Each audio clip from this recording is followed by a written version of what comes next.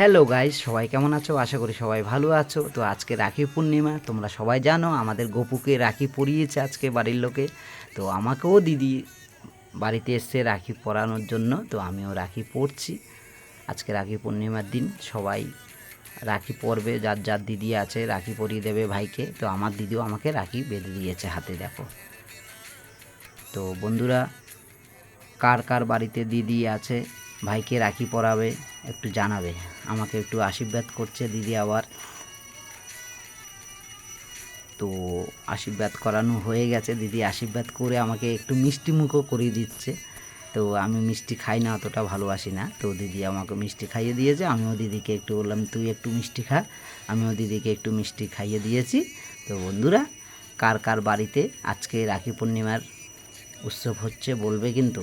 আমাদের বাড়িতে দুপুরবেলা একটু খাবারের আয়োজন করেছি, সবাই মিলে খেতে বসেছি। ইলিশ মাছ, ডাল, সবজি, ভাজা, শাক সব কিছু দিয়ে মোটামুটি খেতে বসে গেছি সবাই টেবিলে।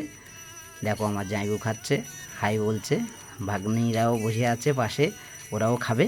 তো বউ দেখো খাবার দাবার বেড়ে দিয়েছে, বলছে তোমরা খাও, আমরা একটু পরে খাবো। দেখো জামাইবু খেতে শুরু করে দিয়েছে, আমিও খাচ্ছি। তো ভিডিওটা ভালো লাগলে লাইক কমেন্ট করবে।